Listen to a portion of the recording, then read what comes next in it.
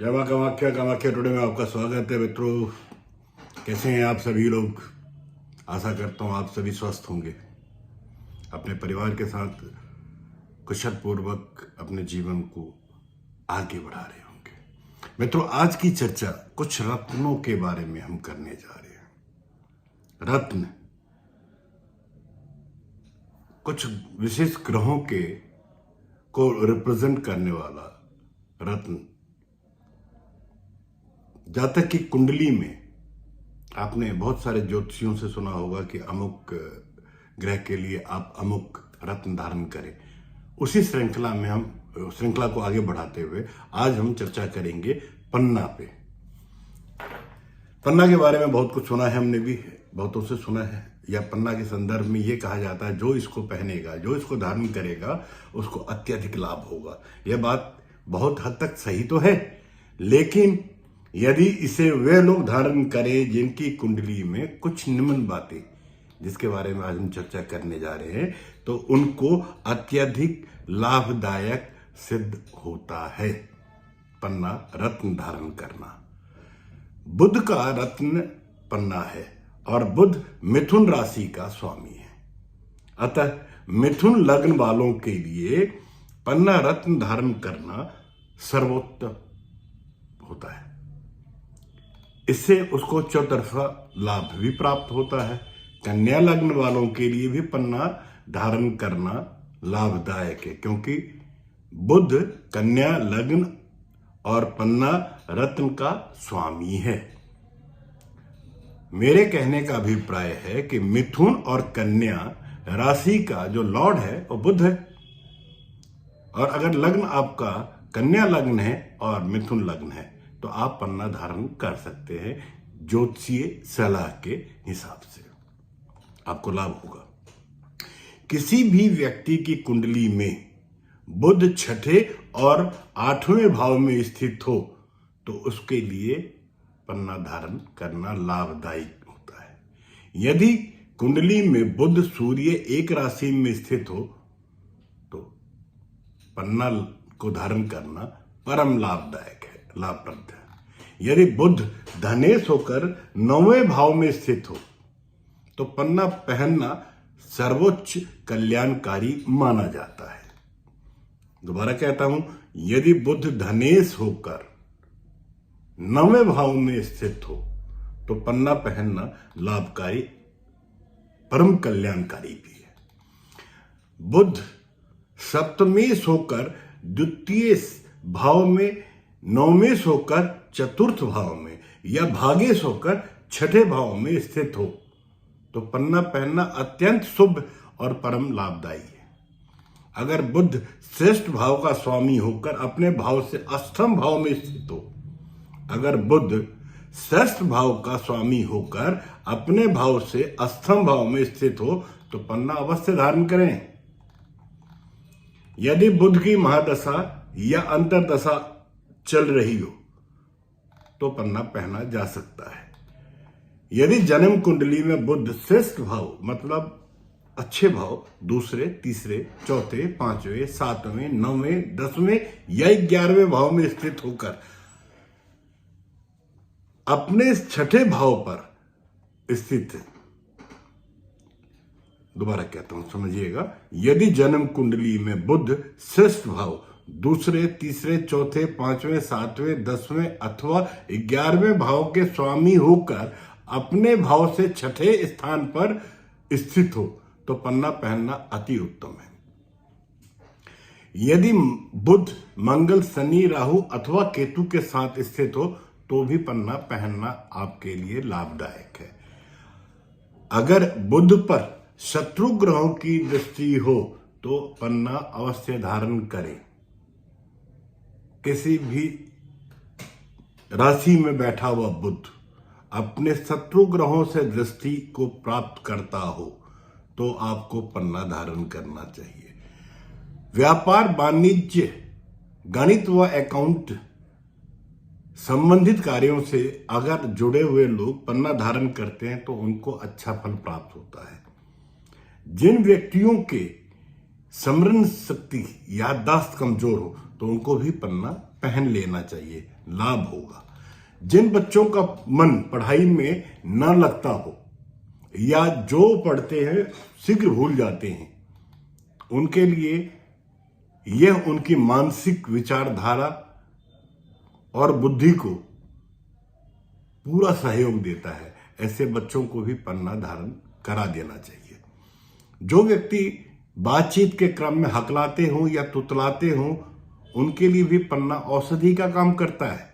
जिन व्यक्तियों की त्वचा स्किन से संबंधित कोई प्रॉब्लम हो, उनके लिए भी पन्ना औषधि का काम करता है। जो व्यक्ति व्यापार करते हों, उनके लिए तो पन्ना अत्यंत लाभकारी सिद्ध होता है। जो व्यक्ति सभा में भाषण, कॉलेजों में पढ़ाने के लिए काम करते हो, अपने वाणी को आकर्षण के लिए भी व्यक्ति पन्ना धारण कर सकता है। पन्ना पहनने से व्यक्ति के वाणी में एक आकर्षण पैदा होता है। अब मित्रों, राशि लग्न के अनुसार पन्ने का क्या व्यवहार है। पन्ना प्रत्येक राशि में अलग अलग तरह से फल देता है। जैसे मेष लग्न में बुध 2 अनिष्ट भावों का स्वामी है, तृतीय और षष्ठी, तीसरे और छठे भाव का स्वामी है। अतः इस लग्न के व्यक्ति को पन्ना कतई नहीं पहनना चाहिए, क्योंकि तीसरे और छठे का स्वामी कौन है? बुध है। तीसरा मेष लग्न का हो गया मिथुन, छठा हो गया कन्या। तो अनिष्ट भावों में तृतीय और षष्ठम का स्वामी होने की वजह से मेष लग्न के जातकों को पन्ना से दूरी बनाकर रखना चाहिए। वृष लग्न के जातक बुध दूसरे और पांचवें त्रिकोण का स्वामी है, तो यह एक योग कारक ग्रह बन जाता है। अतः इस लग्न के व्यक्तियों के द्वारा अगर पन्ना धारण करते हैं तो उन्हें पारिवारिक शांति, धन लाभ, बुद्धि बल, संतान सुख, मान सम्मान, यश तथा भाग्य उदय भी प्राप्त होता है। बुध की महादशा में पन्ना धारण करने से विशेष तौर पर लाभ होता है। अगर वृष लग्न के साथ जातक पन्ना को हीरे के साथ पहने तो जीवन में सुख समृद्धि की कभी कमी नहीं होगी। मित्रों, मिथुन लग्न में बुध चतुर्थ भाव का स्वामी है, अतः ऐसे व्यक्तियों को पन्ना अवश्य पहनना चाहिए, क्योंकि यह कष्ट और विपत्तियों से रक्षा करता है। बुध की महादशा में भी पन्ना विशेष लाभकारी होता है। अब हम बात करते हैं कर्क लग्न में बुध तीसरे और द्वादश, तृतीय तथा द्वादश भाव स्वामी है। ये दोनों भाव अशुभ होते हैं, इसलिए ऐसे जातकों को भी पन्ना नहीं पहनना चाहिए, पन्ना से दूरी बना के रखना चाहिए। सिंह लग्न के जातक, सिंह लग्न में बुध द्वितीय और एकादश का स्वामी होता है, अतः ऐसे व्यक्ति अगर बुध की महादशा में पन्ना धारण करे तो उनको आर्थिक लाभ, संतान, पारिवारिक सुख और यश कीर्ति भी प्राप्ति होती है। अब हम बात करते हैं कन्या लग्न। कन्या लग्न में बुध लग्न व दशम भाव का स्वामी, अतः इस लग्न के व्यक्तियों को पन्ना पहनने के लिए हमेशा पहनने से लाभ ही होगा। यह जातक कि हर तरह की शारीरिक, मानसिक और सामाजिक तौर पर रक्षा करेगा, आयु में वृद्धि करेगा, व्यवसाय में उन्नति करेगा, राज कृपा और मान सम्मान में वृद्धि करेगा। तुला लग्न में बुध नवम और द्वादश भाव का स्वामी है। द्वादश में बुध मूल त्रिकोण राशि पड़ती है, लेकिन साथ में नवम त्रिकोण का स्वामी होने के कारण बुध को तुला लग्न के लिए शूद्र ग्रह माना गया है। अतः तुला लग्न के जातक हीरे के साथ में अगर पन्ना धारण करें तो सुखों को भोगेंगे, सुखों को प्राप्त करेंगे, क्योंकि तुला लग्न के स्वामी के शुक्र के साथ में बुध की परम मित्रता है। मित्रों, अब हम बात करेंगे वृश्चिक लग्न की। वृश्चिक अष्टम भाव व एकादश को स्वामी है। वृश्चिक लग्न में बुध अष्टम और एकादश भाव का स्वामी बनता है। वृश्चिक लग्न के स्वामी मंगल और बुध की मित्रता है, अतः बुध वृश्चिक लग्न के लिए भी शूद्र ग्रह नहीं माना जाता, इसके अलावा बुध एकादश भाव का स्वामी होकर लग्न, चतुर्थ, पंचम और नौम भाव में स्थित होकर उसकी महादशा में, अगर बुध की महादशा में पन्ना धारण करते हैं तो अत्यधिक लाभ होगा। इससे धन संपदा में भी वृद्धि होगी। अब हम बात करते हैं धनु लग्न की। धनु लग्न में बुध सप्तम और दसम भाव का स्वामी होता है। यह केंद्र अधिपति दोष से दूषित होता है। फिर भी यदि बुध लग्न, द्वितीय, पंचम, नौम या दसम या एकादश भाव में स्थित हो तो पन्ना धारण करने से बुध की महादशा में आर्थिक लाभ, व्यवसाय में उन्नति, समृद्धि, बढ़ोतरी। यदि बुध की निकृष्ट भाव में भी स्थित हो तो पन्ना पहनना श्रेष्ठ है, लाभकारी है। अब हम बात करते हैं मकर। मकर लग्न में बुध षष्ठम और नवम भाव का स्वामी है। नवम त्रिकोण में बुध की मूल त्रिकोण राशि में कन्या होती है। साथ ही बुध मकर लग्न के स्वामी शनि के परम मित्र भी हैं। इसलिए मकर लग्न वालों को पन्ना पहनना अत्यधिक शुभ और लाभकारी रत्न माना गया है। यदि मकर लग्न वाले पन्ना के साथ में नीलम धारण करें तो उनको परम लाभ की प्राप्ति होती है। मित्रों, यह बुध की महादशा में तो अत्यंत लाभकारी सिद्ध होता है। कुंभ लग्न में बुध पंचम, त्रिकोण तथा अष्टम भाव का स्वामी है। इसलिए कुंभ लग्न वालों के लिए यह शुभ ग्रह माना गया है। बुध की महादशा में इस लग्न के जातकों को पन्ना पहनने से विशेष लाभ होगा। उन्हें अच्छे फलों की प्राप्ति होगी। मीन लग्न में बुध चतुर्थ और सप्तम का स्वामी होता है और चतुर्थ सप्तम का स्वामी होने की वजह से इसे केंद्र अधिपति दोष से दूषित है। फिर भी यदि मीन लग्न में बुध लग्न, द्वितीय, पंचम, नौवें, दसवें और एकादश भाव में स्थित हो या स्वयं अपनी राशि में सातवें भाव में स्थित हो तो आर्थिक दृष्टि से बुध की महादशा में पन्ना धारण कर लेना चाहिए, लाभ होगा। लेकिन इस बात का विशेष ध्यान दें कि बुध मीन लग्न के लिए प्रबल मार्केश भी है। इसलिए जन्म कुंडली के अनुसार जिसकी आयु पूरी हो रही हो उसे पन्ना छूना भी नहीं चाहिए, क्योंकि बुध आर्थिक लाभ देकर मारक ग्रह बन जाता है।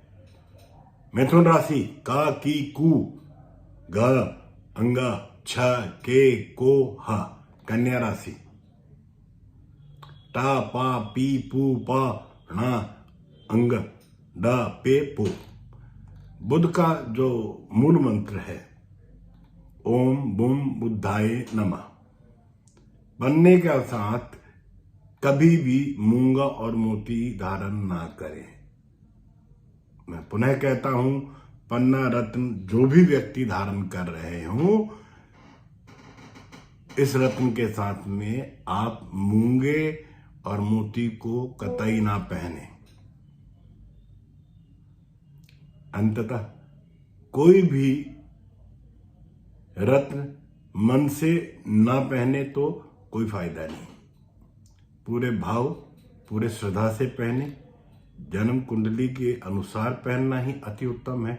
किसी के कह देने से या किसी को पहने हुए देखने के बाद में आप उसको डुप्लीकेट करना कि उसने पहना है, उसको लाभ हुआ तो मुझे भी लाभ होगा, ऐसी गलती ना करें। किसी भी रत्न को धारण करने से पूर्व आप अपनी कुंडली को किसी योग्य ज्योतिष से परामर्श ले, उसके बाद ही रत्न धारण करें। आज की चर्चा यहीं विराम करते हुए पुनः अगली चर्चा में नए विषय के साथ आपके सम्मुख उपस्थित होऊंगा। जय मां कामाख्या। आपका दिन शुभ हो। मित्रों, सर्दी से बचें। पुनः नववर्ष की हार्दिक शुभकामनाएं। अगले एपिसोड में मैं पूरे 12 राशियों के 2023 का फलादेश करता हुआ दिखूंगा। प्रत्येक राशि के बारे में एक एपिसोड लेके आपके सम्मुख उपस्थित होऊंगा। अगर आपने ये चैनल अब तक सब्सक्राइब नहीं किया है तो मैं तो एक बहुत बड़े नुकसान की तरफ जा रही हूँ। आपके सब्सक्रिप्शन से मेरा मनोबल बढ़ता है, मैं नए विषयों के साथ आपके सम्मुख उपस्थित होता हूँ, तो एक सब्सक्राइब आपका मेरे लिए तो बनता ही है। जय मां कामाख्या, भगवती आप पे कृपा करें।